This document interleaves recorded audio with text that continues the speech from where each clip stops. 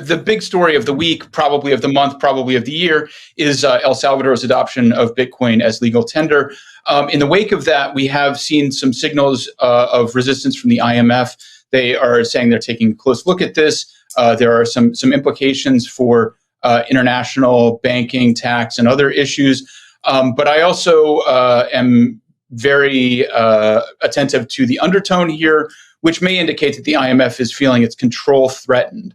For those who aren't familiar, the IMF does loans for developing countries, especially during economic crises, and they often impose some pretty strict demands on the countries receiving their loans. El Salvador is seeking a $1 billion package from the IMF, and they're going to be meeting soon to discuss the Bitcoin declaration with El Salvador's president.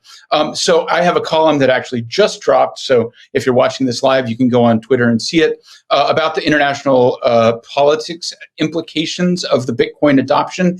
And this is one of the big ones, that it gives countries access to finance that is not mediated through institutions like the IMF, that is completely dominated by America, Europe, and other developed nations.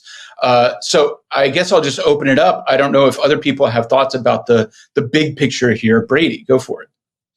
I think the IMF is playing, I'm going to say his name wrong, I think, but Bukele's, I think they're playing right into Bukele's hands. I mean, this guy is a very media savvy young leader. I think I have no doubts that he actually does believe in Bitcoin, but I think to no small degree, this move was his bid to enter the world stage. And now he gets to throw down with the IMF. Like, this is like, he got to build his own little Streisand effect here, like, perfect move. Mm-hmm. So I think that's what I think is going on. I think this was pretty silly on the IMF's part because they just gave him exactly what he wanted.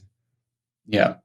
And to put it in context and scale, the loan that they're seeking is $1 billion, $1 billion, a tiny $1 billion.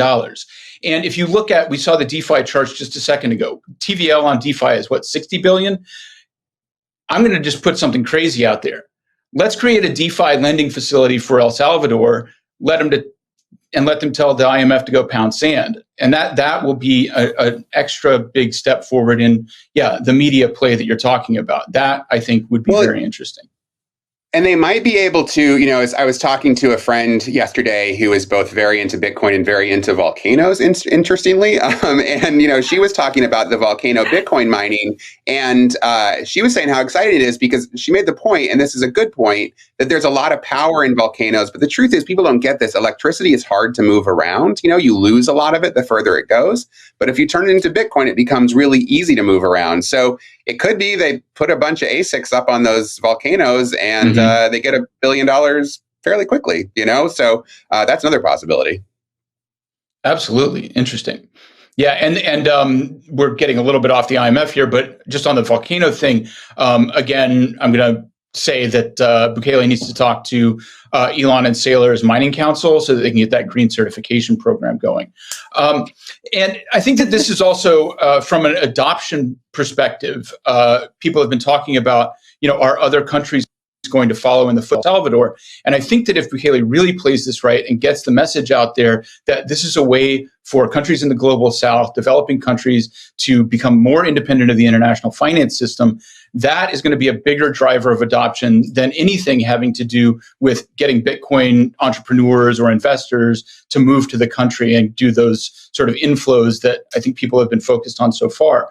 Sure, there are some immediate economic benefits, but systemically, it's much more radical.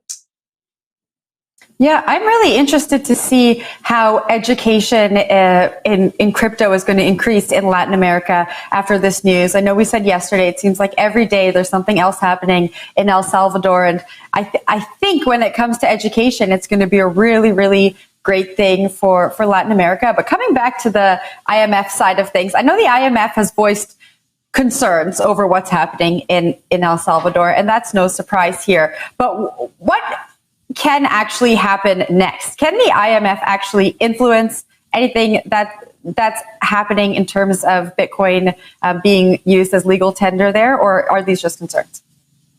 Well, this is kind of I kind of left out an important part of the picture here, which is that the IMF uses its loans essentially as leverage to get political concessions from countries. So most recently in Ecuador, they issued a $4 billion loan. As a condition of that loan, they required privatization of a ton of industries in the country.